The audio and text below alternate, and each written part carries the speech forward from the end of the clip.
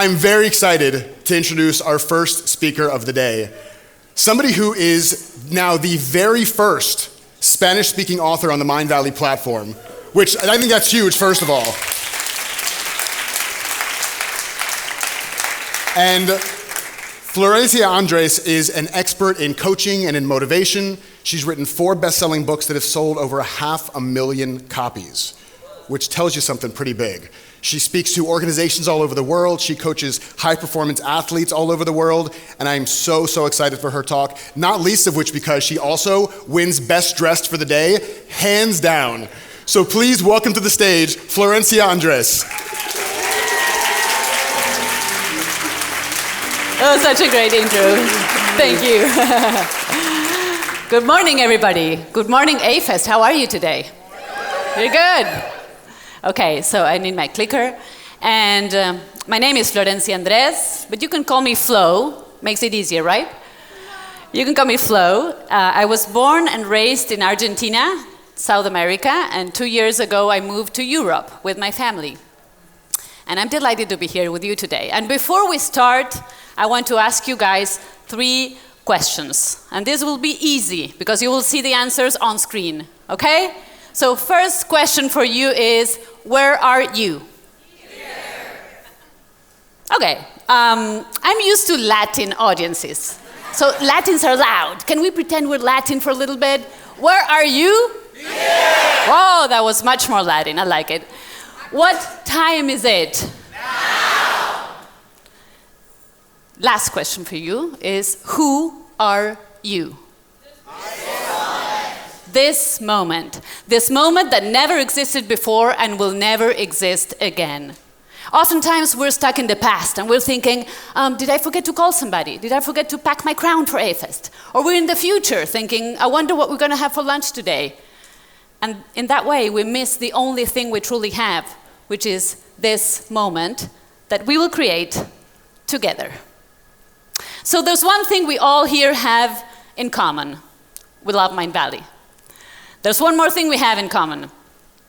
It's something we were all born with. It is a superpower, and it starts with the letter C. Do you know what it is? Curiosity, it could be. Courage, it could be. All of those, all of the above, and confidence. Confidence is the driving force behind every dream. Confidence is the most important link between human beings. Confidence is the thing we have or we do not have when things go wrong, when the plan fails, when the pandemic hits. Confidence is the conviction that we will be able to face all the challenges that life presents us with. The ones we like and the ones we do not like. And the greatest thing about confidence is that we were all born with it. And I'm going to prove it to you. Who here has babies? Raise your hand, please. Or you have children and you remember when they were babies. Okay, lots of you. If you look at babies and small kids, you can see that we're all born confident. They want to learn everything, they want to discover everything, they want to touch everything. And in the first 2 years of our lives, and we have music here, in the first 2 years of our lives, we make the most amazing progress we will do in our entire lifetime. We can learn how to walk, we can learn how to talk, we can learn how to ask for things. We can learn up to 5 languages without being taught. Why does that happen? Because we're often surrounded by an encouraging environment that wants us to grow and evolve. So just picture, right now we have a baby and he is crawling, right? He's crawling on stage, and today is the day he decides he's going to give his first step. So he goes from crawling, slowly stands up, starts to wobble a little and goes like, there I go, and he falls. Would any of us here look at the baby and go, hey, what's wrong with you? Are you planning on crawling for the rest of your life? No. What do? We say, come on, come, yes, well done. And if he falls, get up, try again. And in that encouraging environment, we human beings flourish. And then what happens? And then we enter the educational system. And we start receiving a very different message. And the message is, you are really bad for maths. You cannot sing. You suck at sports. And we start writing our first words, and we hand them in, and we're super proud of what we're handing in. And then they give us back our paper, and our paper is all corrected. In what color? Red, a universal color, of course, so that we don't miss out any single thing we did wrong, right? And slowly, but firmly, that total confidence we were all born with, that inner flame that burns when we are born, starts to fade. And maybe you survived the educational system. Maybe you were one of the lucky ones. You went to a great school or had great teachers, but life kept throwing you curveballs. And maybe through a dysfunctional family, and maybe through a tough divorce, or your business failed, or you went through stress, anxiety. And at one point you said, where is that inner spark? Is it even there anymore? Yes, it's there. And because we were born with it, we can reignite it at any time we decide to do so. And change can happen super fast. Let me tell you a story. A while ago, I was coaching one of the best athletes in the world. And we do this together with my mother. And the greatest thing about coaching elite athletes is that you get to witness that even the most talented people on earth go through moments of profound self-doubt.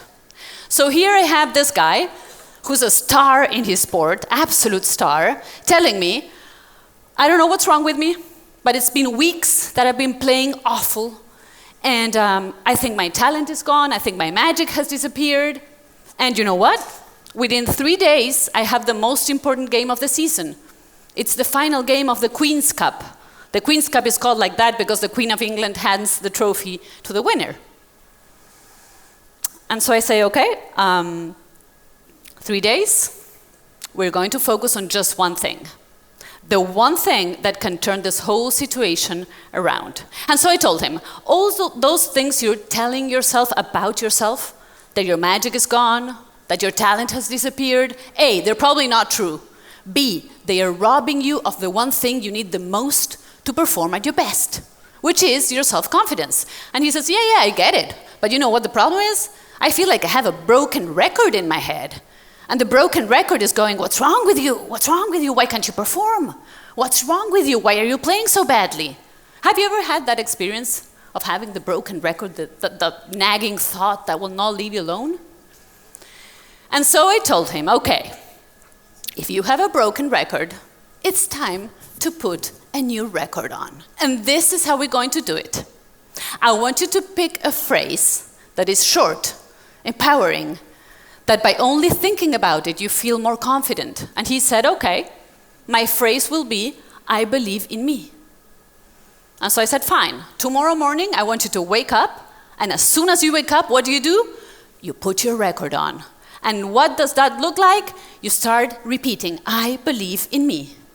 And you're brushing your teeth, and you go, I believe in me. And you're washing your hair, and you go, I believe in me, all day long. And he did it for 3 days. So 3 days later, game day is here. And the stadium was packed with people.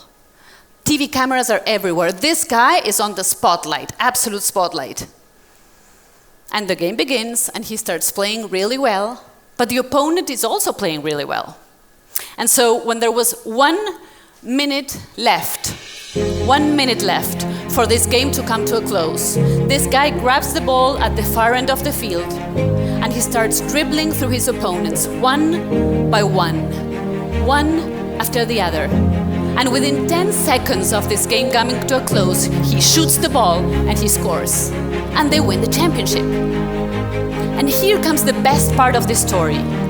As he went to receive the cup from the Queen, he says, hey Flo, do you want to know how I scored that goal? I said, yes, tell me. And so he says, the minute I grabbed the ball at the far end of the field, I was not thinking about scoring. I was not thinking about my opponent. I grabbed the ball and I put my record on. And I started taking the ball and thinking, I believe in me, I believe in me, I believe in me.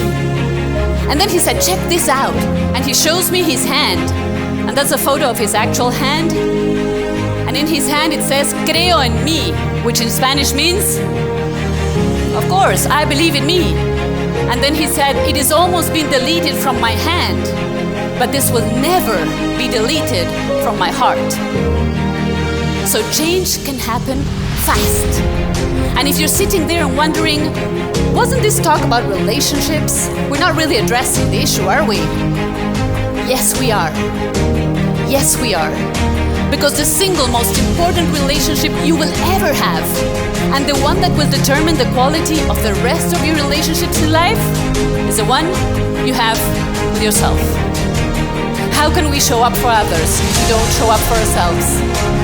How can we show up and be good parents if we're tired and depleted? How can we be great leaders if we're exhausted, we're frustrated and anxious? It starts with us. And of course, then you can move on. And when I saw the dynamics that were going on in this team, I thought, something's got to change fast. 3 days before the game, that team was one hot mess. The players were criticizing one another, they were blaming the coach was blaming the players, and I said, okay, we need to do something. So I got them all in one room, players, coach, physical therapists, all the crew was there. And they were kind of like minding their own business, nobody's really paying attention, they're on their phones. So I stand in the middle of the room and I say, guys, do you want to double your chances of winning this tournament? And now they were looking at me.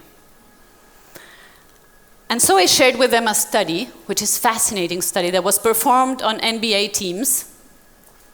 I learned about it with Mel Robbins. And they wanted to know if there was any special trait in NBA champion teams that was not present in the teams that performed the worst.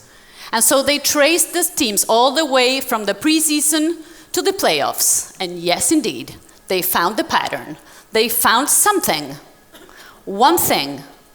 You can predict who is going to be in the NBA playoffs by looking at one simple pattern in the preseason. Want to know what that is? Yes. Want to know what that is? Yes. Okay. You can predict who is going to win by looking at something. The team that wins is the one that has the highest amount of high fives, fist bumps, pats in the back, and gestures of encouragement. And you may wonder, really? Does it make such a difference? Oh yes, oh yes. Because all those gestures transfer energy. They build partnership, they build confidence, and they convey the most important message of all, which is, I believe in you.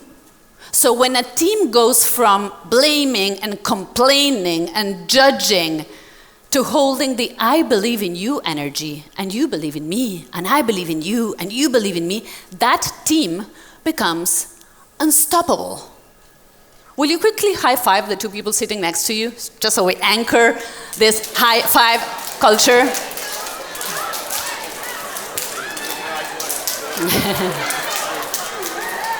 Good job.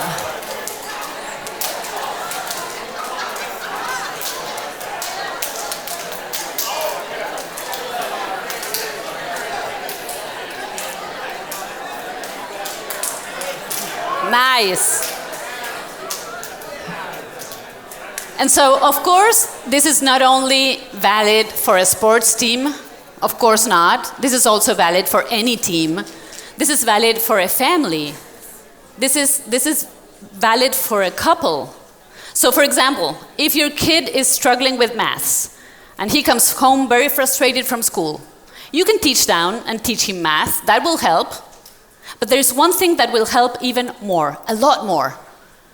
If you teach him how to believe in himself and how to not lose that sense of self-worth just because it's not as good in math as others. Because that sense of self-belief will open far more doors in life than any straight A's in math will ever do. And if your husband or your wife is struggling in his business and he comes home with an attitude, the last thing he needs is for you to remind him he's having an attitude. Have you ever done that before? I might have done it. It doesn't go well. But if you stay there and you look at him and you say, hey, I know, things are not working out the way you wanted them to work, and this sucks. But you know what? I believe in you. I believe in your capacity to overcome the situation. Then the whole energy changes. I believe in you I think it's one of the most powerful things we can say to anybody we care about. And I'm pretty sure everyone here today can think of someone who believed in you in a moment of your life when maybe you did not even believe in yourself. And you're all nodding. And for a minute, I want you to close your eyes. I want you to take a deep breath in and a deep breath out.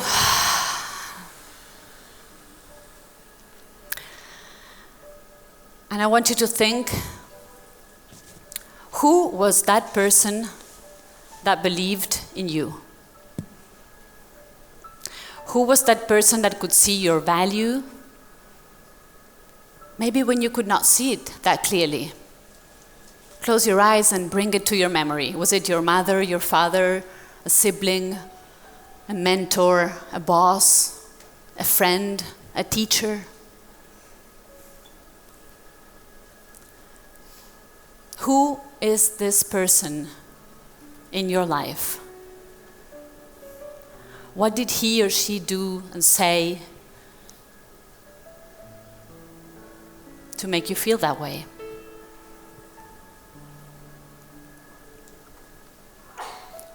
I want you to imagine that this person is sitting across from you right now, looking at you in the eyes and smiling and saying, I believe in you.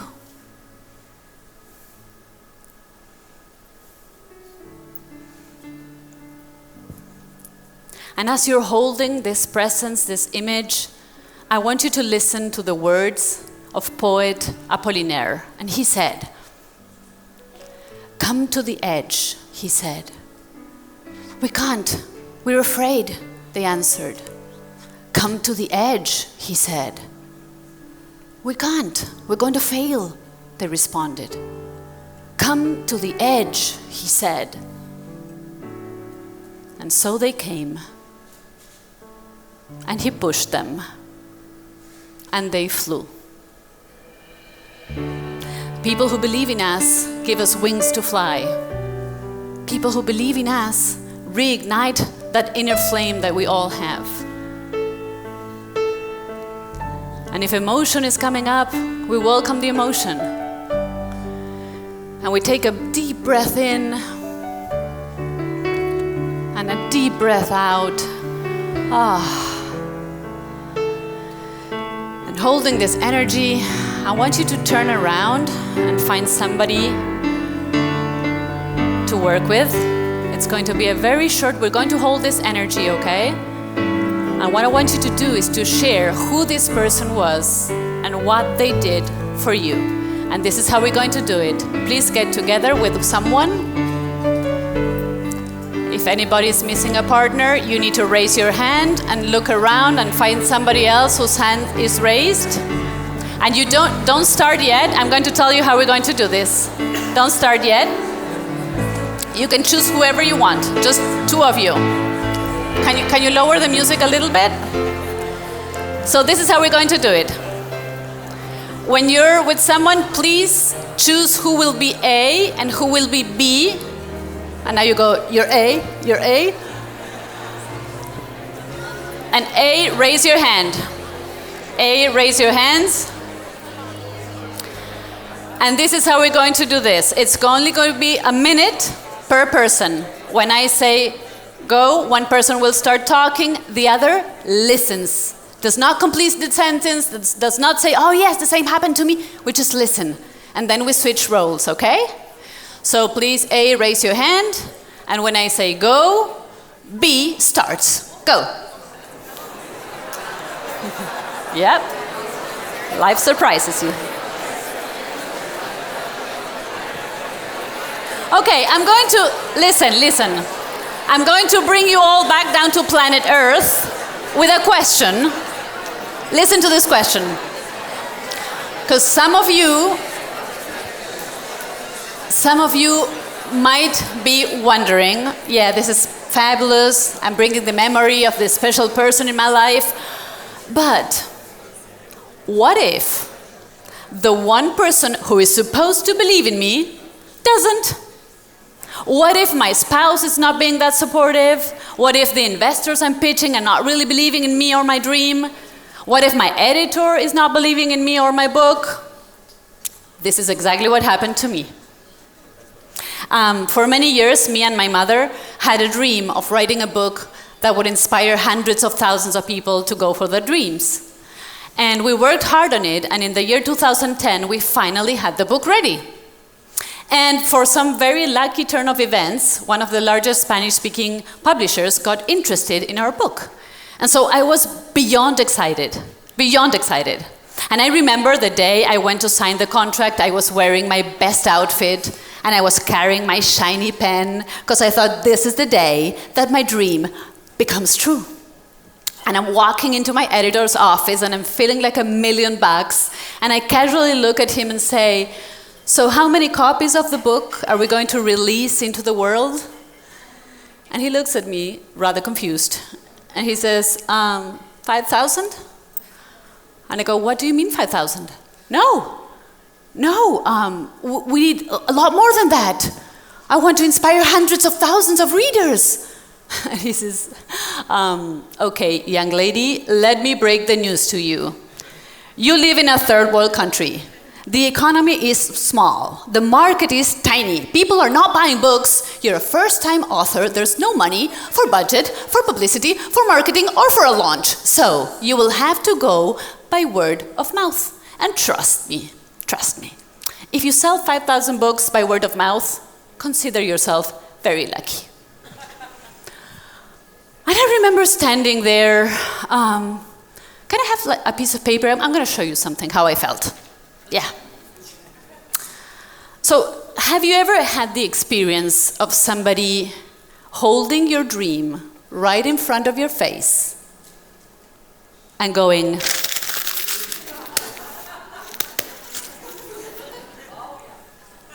"You've had that?" That's exactly how I felt.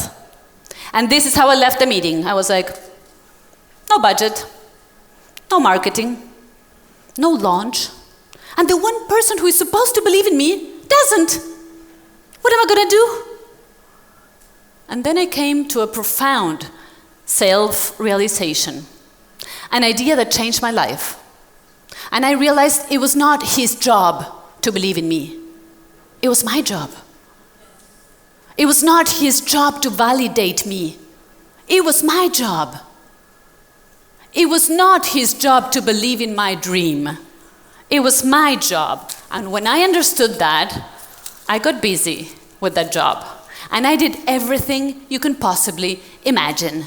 Me and my mother, we started doing affirmations and visualizations and meditations and all the Asians you can think of. And we started doing feng shui, and we feng shuied our house, and we feng shuied our office, and we feng shuied our car, and we feng shuied our pets.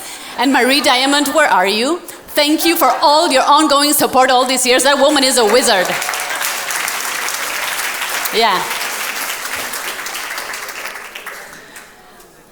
I did everything. You know what I even did? Like, kind of embarrassing. I would call every single bookstore in town and tell them, "I am Florencia Andres, I'm coming to sign books." And they'd be like, "Who are you?" "I'm the author of Confianza Total." "We don't know your book." "I'm coming anyway." And I would show up. And they'd be like, "Huh?" We did everything. The book was finally published, and 2 weeks after it was published, it hit #2 on the national best-selling list. Yeah.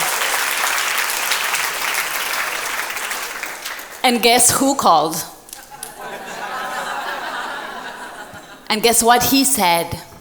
"Congratulations, ladies." And I'm standing there feeling like, we're finally getting some acknowledgement here. This feels really good. And then he says, "This is what I call beginner's luck." Well, beginner's luck had a long-lasting effect because the book went on to sell 500,000 copies in the first year, was translated into many languages. We were the first women in 40 years to receive a Golden Book Award. And Sony Music, thank you. Sony Music got interested in us and signed us as their first ever non-musical artist to tour around Latin America giving motivational talks about the book. And this story is not to belittle my editor, not at all. In fact, you know what? I see him as a teacher. He truly came to teach me the one lesson I finally needed to learn. And the lesson was, stop looking for validation outside and look inside.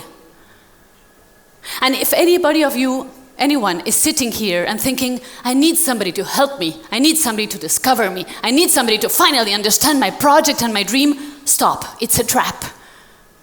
It's a trap. Because when you look inside, you find the magic.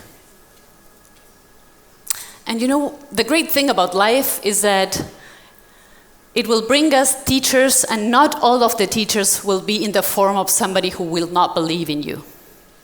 In fact, sometimes it will gift you with the presence of somebody who gives you exactly what you need without you even asking for it. And I'm going to end our time together today sharing one of the most powerful experiences I recently had. And it involves someone we know very well. Vision, are you here? You're not here. Okay, you will have to watch the recording. But this is such a great story I want to share with you. So, in the year 2019, Vision called me and my mother and he said, guys, I want you to make a quest for Mindvalley. It's going to be the first ever Spanish spoken quest by Spanish speaking authors. And we said, of course we want to do it, of course. We were very excited. And we worked very hard on it, and we created the scripts, and we created the outline, and we worked for many, many months doing everything, and there was one thing left to do, which was to film the actual quest. So we set a date in our agendas to fly to Malaysia to film the quest. And the date we set to do this was April 2020. Do you remember what the world looked like in April 2020? Yeah. So airports are closed. Businesses are closed, schools are closed, and we're all locked down in the worst pandemic we've ever seen. And what we thought that would last maybe 2 weeks, 3 weeks, didn't we all have that feeling? It will be over. It seemed to never end. And we started feeling quite discouraged at one point. And then Vision called me. And he casually says, hey Flo, would you be willing to film this on your own from your home? And as I'm standing there holding the phone, I'm looking at my home and I'm thinking, this guy has no idea what my home looks like right now. I just moved my family from South America to Europe. The moment we arrived, the pandemic hits. We're locked down in a house that is not even my own. I'm trying to run my business while I homeschool my kids, who by now think I'm the worst teacher they ever had. And my mother, who's my partner, is across the world in Argentina, locked down in her place. How on earth are we going to pull this out? And so with a string of, I remember I was feeling like I was melting in a puddle of self-doubt and anxiety. And I'm holding the phone, and with a string of voice I say, Vision, do you really think this will work? And now he responds with a very different tone. It was not the casual, on your own, from your home. Now he responds with a very firm tone, and he says, I have absolutely no doubt it will work. And it will be a success. And that's all I needed. That's all I needed to eliminate my fears, my anxieties. Because in those words, I understood he was saying, I believe in this project, go for it. And so we did, and we started buying equipment from Amazon. We bought cameras, we bought green screens, we bought lights. We had Zoom calls with Mindvalley's amazing film crew who were teaching us how to do things. And within 2 months, the first ever Spanish-spoken Mindvalley Quest was up and running. Yeah. And it was a success. So we're all born with this inner flame that I like to think of as total confidence. We're all born with it. It's that inner flame that enables us to go for our dreams, to shine our light to the world. But sometimes life starts throwing things at us, and it throws obstacles and failures and heartbreak loss, grief, lack of support, lack of love, life can get pretty hard at times. To the point where you might feel, hey, have I lost my spark? Is it gone forever? And then another human being comes along and says, hey, let me help you start that fire. Let me help you do that. And I truly believe our mission in life is to keep our flame shining bright, to know our talents, to know who we are, to love who we are. And then our mission gets fulfilled when we go out into the world and we help those who think that they have lost their fire to reignite it. And you know what? The best time to start doing this is, can we say it all together, Latin style? The best time to do this is here, now, and in this moment. Thank you very much.